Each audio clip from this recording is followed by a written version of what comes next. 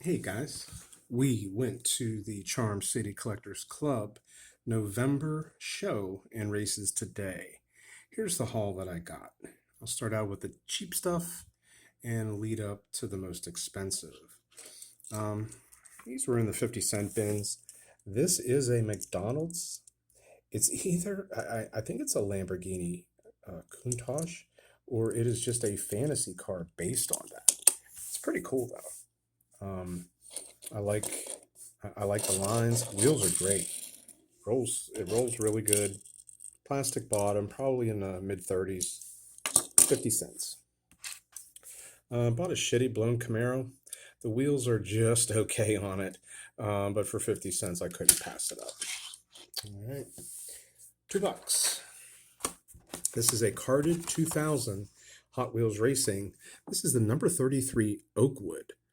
It says featuring Hot Wheels speed and performance. I don't know what that means. I don't know if that means the nickel-plated axles are in this or not, but I don't think I've ever seen an Oakwood Homes car run before, and we will here in the near future. $2. 3 for $5. I think these are under 30 grams. It's the Bulletproof. I have one, but I don't have one in the OH5 wheels. So those wheels have a little bit of potential. Metal bottom, kind of clear wheels too. I like those wheels. They seem to perform pretty well. And we got it's not a Zamax salt shaker. It's one of the first editions from 2010. And then one of these. I've had a couple of these before, and they have never been fast, and I've never really seen any fast, but I thought, okay, the gold medal speed wheels, we'll take a shot, especially 3 for $5. So far, so good. Up next is a mint Gold Hot Ones Fiero. $2. Can't beat that. Looks like it's never been played with. So I had a couple of these. They haven't been fast, but for $2, it was worth a shot. And I know it and I hate it. It is the Matchbox 850i. Never seen a fast one. I know Scoop's out there trying to prove me wrong, getting other ones. They just seem to have a limit to them, much like the Dodge Concept. They're quick, like the Concept is quick, but they just can't get elite. You know, maybe there's a couple out there. This was $3 in really good shape. The metal bottom, and it has like the saw blade type wheels. They're silver. They're not the gold. So we'll see how good or bad this does on the track. But yeah, it was $3. All right, moving right along. That was my entry in the race that you'll be seeing here shortly. You know what? It won the first 2 rounds. I'm spoiling it. I don't care. And in the third round, I think it actually went against one of the ones that went into the finals. I mean, it was a close race. This thing lost, and it's dry, you know. But yeah, I didn't hate it for what I saw it do. I wish it would have went a little bit further, you know, just to see if it would have warmed up a little bit. But that was $4, and I just bought it mainly to get into the race. But we'll dust it up when we get home. All right, next up, $4, large and in charger. 2011 Hot Ones, metal bottom. These things run mid-50s in weight. The 2011 Hot Ones wheels. You can't beat it for $4. We get to him and his brother. His brother has a cracked case, but it's never been out. It's still in that hard case.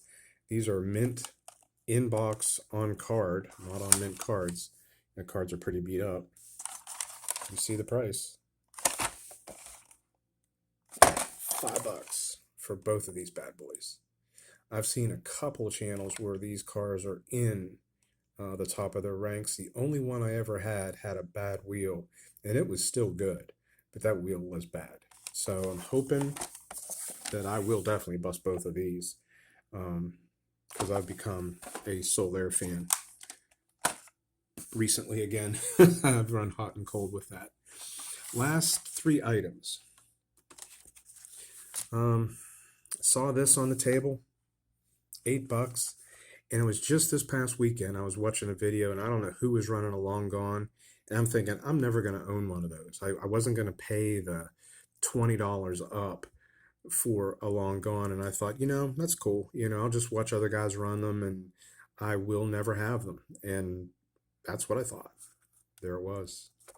Hot ones, too. So picked that up. But then there was that one was with it. And I left it there, went and had lunch. Brandon and I talked, and I said, Brother, I don't know about this one. I left it there. And he said, No, go get it. Um, he said the Hot Ones is a little bit faster than what he's showing this one. But he said both have incredible potential, and usually only four of the wheels are hitting the track, like these two inner wheels on either side. They don't hit the track, so you do have max speed out of them because of the limited surface contact to the track. But yeah, this is the red lines, the Heritage red lines. $8 for both. I mean, think about what you would have to pay on eBay with shipping and everything. You're looking at least $20 a piece. So I went back and got that thanks to Brandon. I did have the Hot Ones. And then to add to my Murata dealership, this mother-in-law is mint. It's a mint gold Murata. I took it out and I rolled it on a flat surface. It was hard plastic. It was as straight as an arrow. The bottom is clean. And you know what, you got to pay for these, so I did pay, but not that much. Yeah, I couldn't believe it either. You know what any kind of mint Muratas go for on YouTube. Guys are able to spot them. I mean, they're collectible too, so it's not just racers going after these things. But this one, I was real fortunate. This guy had a bunch of loose ones, all in these plastics. And there were various ones that were very nice. But yeah, in terms of racing, this one just stood out, and I gladly paid the $8. Not a big haul, guys, but that is it. Little preview of what's to come. I'm going to put two videos of races that were held today. I did a part one video because they were having all kind of problems with their starting gate. Cars wouldn't release. One car would release and the other one wouldn't. Sometimes the lights would not go on, and they only deem a race official when the lights are on, when the finish light is able to deem a winner. So they were having all kind of problems. So I did like a part one, cutting it off, thinking that maybe the racing wasn't going to continue. It did. So I did a part two video of the other races. Like I say, this guy made it through a couple rounds. He lost a tight one in round three, and I'll have to go back and look whenever I upload this and see which car it lost to, because yeah, there were two of the similar castings in the finals. Today's theme for the racing, unfortunately, I thought it was all the loose cars, and I brought my fastest stuff. It was drag cars that had either parachutes or wheelie bars. Now these don't have wheelie bars, but they have the parachutes. So there was a hell of a lot of Firebird funny cars and Probe funny cars running. I'll tell you, the JLs did real well. The JL classic, 70s, early mid 70s funny cars, they did really well. And they didn't end up making it to the semis or anything like that.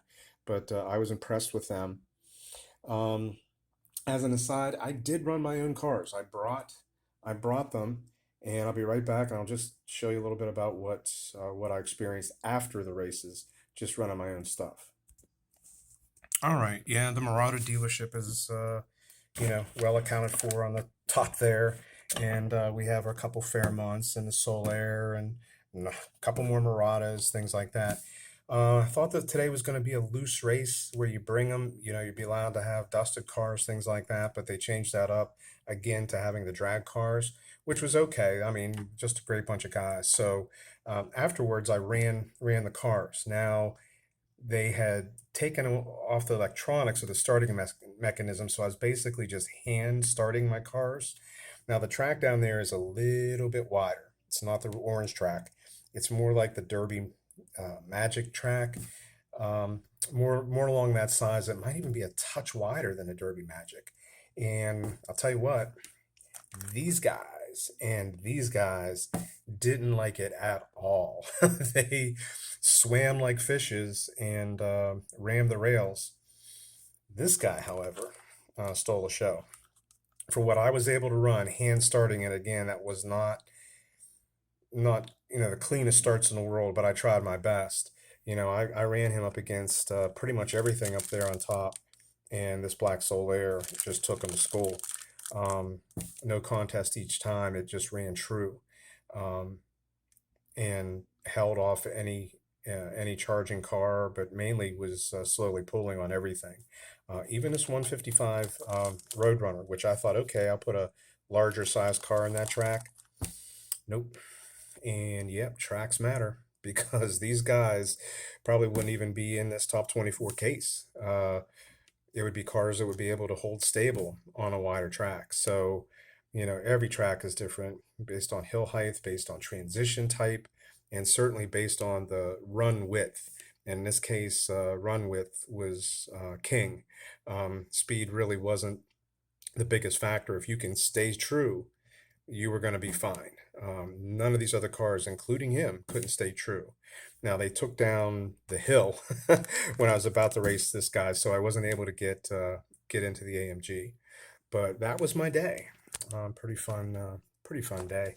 Those guys are just salt of the earth guys. Really good energy in that club. Good support for each other and what they're trying to do, and they're always looking to grow. They need a track. And I know I said it in the race videos that you'll hear.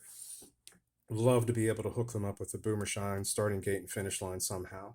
It's a 2-lane track they have, and they're definitely into the racing. They want to elevate what they're doing. So I don't know. I might talk to Brandon or something and see what can be done. Maybe get him in touch with the vice president there, James. He's funny. He's a good guy, but he's funny as hell, and he's serious about trying to get better with things. So maybe we can put him in touch with some people. Enough of my yapping. Here's just a quick little review of the haul today. 8 apiece, $4, 5, 5, 2, 3 for 5, $4. Just some change. $3 and $8. Oh, and he was 2. The Firo was 2. That's all I got, guys, for this one. I will upload this, and then over the course of the next day or two, upload the racing action that we did today. All right, we'll catch you later.